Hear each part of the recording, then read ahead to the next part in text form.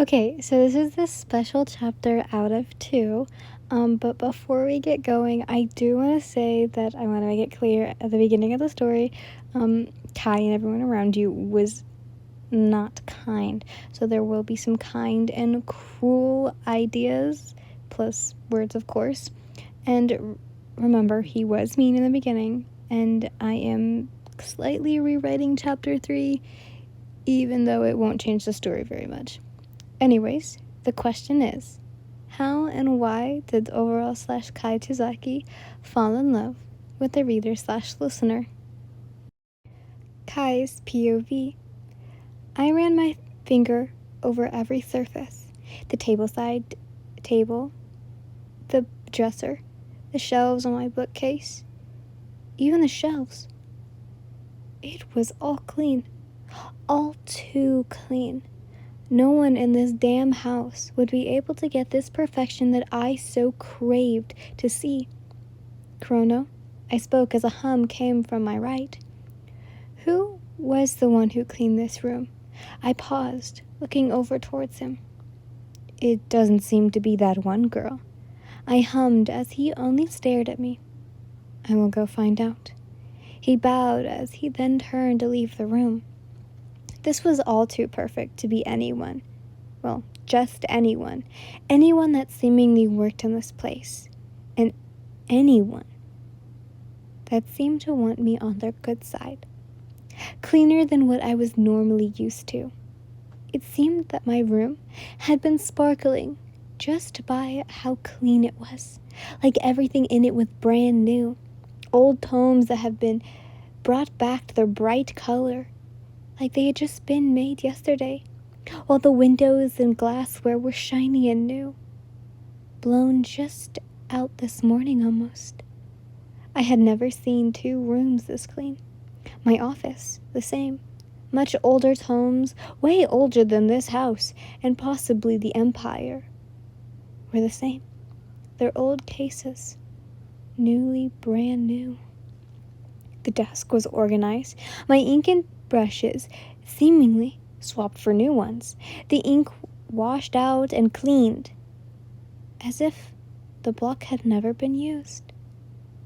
It seemed like everything was new or never had been used in the first place, as if they were engraved for an emperor. I heard footsteps, first then the opening of my door, and I turned to see Chrono. It was the human, and my eyes shut wide. The human, I repeated, almost like a whisper on my tongue, venom that laced it. It was all new. How could a human, a dirty, filthy human, know this well of cleanliness? Every human that I have seen in tomes, books, and even just out there spoke of cruel and uncleanliness that they were. I seen one when I was younger. He was older than me, to the point where he had almost killed one of us. Someone so weak had power.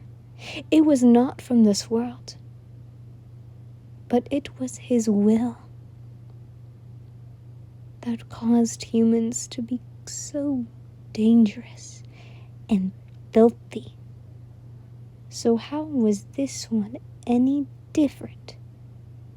I knew that even if I pushed you down, you would never stay unless you broke them. What if I were to break it? This human was the only thing that came to what I desired, what I needed. No one could come this close to what you had done. Have someone call her. A woman. Watch her every move. He nodded and soon left the room. As my thoughts worked, a human one that only created filth, would be the needs for me. It would be the death of me. And now here I was. There you were, bowing, trembling as you did so. You cleaned this, didn't you? I asked. Not once did you look towards me until you spoke, your eyes looking through your lashes. Yes, I did. You spoke with a slight tremor in your voice, your eyes slightly shaking as you looked over towards me. How could such a dirty human creature be able to clean so well? How would they let alone be to my liking? Their clothes were grime and dirt, and it sickened me. If someone was treated with such dirt and filth, then soon they may be the same as the others. An idea popped into my head. You will work for me. You're free to leave. Those words seemingly made you froze. I know that it's not really what I said. I have to keep it short or else it would be too long. After that, I made sure you really brought everything I needed. And once I was sure, I made sure you were clean. I mean, of course a dirty human would need to have some wash. I made sure everything of mine was cleaned. And you were mine. Every time you left something, even when you moved near it, your scent on it.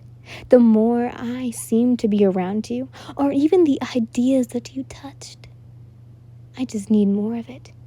And once I saw you lay in my bed, that's when I knew I needed you. I couldn't even sleep after that. Well, good at all. How could I sleep well when all I could do was think of you? Like a little pet, I needed you. I never knew why, but even when you were gone, I needed to make sure you were safe within this dangerous, filthy world. Afterwards, I made sure you were fed. Well, at least. Being able to see your bones and muscles made me want to kill whoever was in charge of feeding you.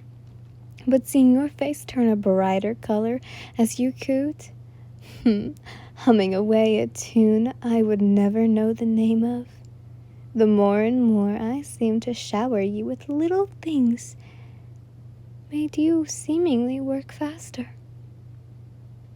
You seemed to be happy at that too. And when it came time for me to leave, the dreaded assignment, the dreaded meeting, but all the thought of you possibly being killed out there was enough to keep you inside the walls. If a rabbit were to be released in a wolf's den, would you think it would survive? I didn't. I couldn't let my little rabbit be killed. Though during the meeting, my mind never left the thought of you. What if someone had killed you while the master and I was gone? What if you were beaten by the other workers? What if questions after another played throughout my head to a point I couldn't even sleep? Was this how demons felt when off? You had to be some sort of drug, a drug that you only affected me and no one else. A cough of my breath, my thoughts, my movement, it all was affected by you.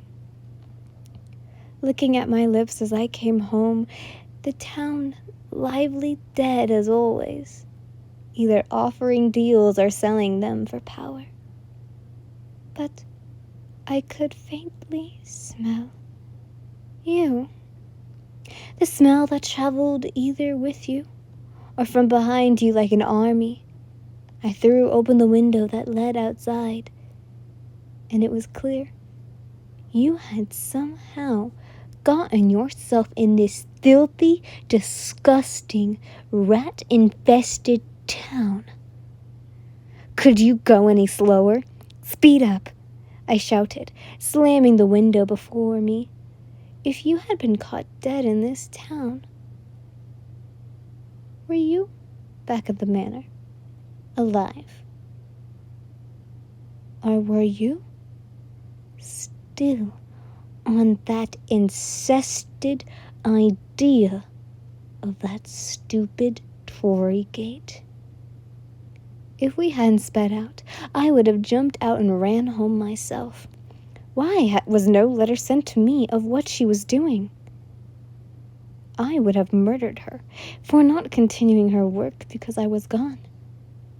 But then again, you were my little mouse, my rabbit even.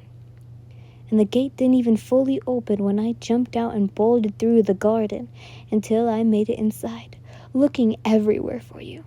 Your scent, being everywhere within the house, made it harder until it grew stronger and stronger. Go without me, I heard when I made it to the room. Your eyes seemingly widened as you pushed in. This little rat! Taking the girl's hair, I had thrown her to the hallway, an invisible hand holding onto her throat. Only just enough for her to speak. I hated this dreaded girl. She had seemingly always been at your side, and when she was, you were always so happy, even with the little time you had with her. It seemingly was still the only thing that kept you happy. Why was it?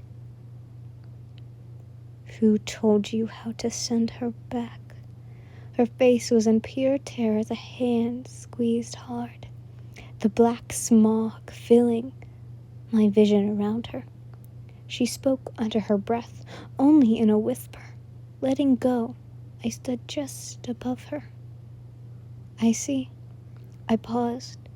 Chrono, I spoke as he rounded the corner, and like always, ever so calm. Have her tortured. I have a favor that someone owes me.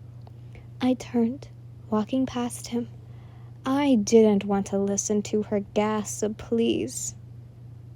This was all his fault.